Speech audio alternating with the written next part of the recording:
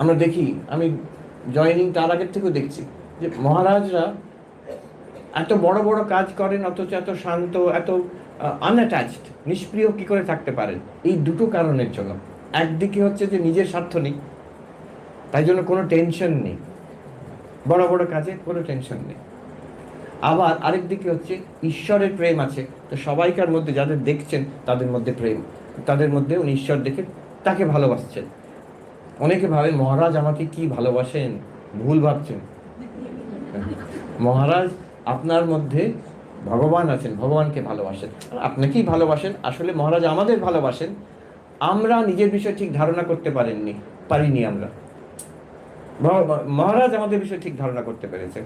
মহারাজ জানেন যে আমাদের অন্তর্নিহিত এট আওয়ার ডিপেস্ট লেভেল ঈশ্বর বই কিছু নেই, আমরা বুঝতে পারি না, তিনি বুঝতে পারেন।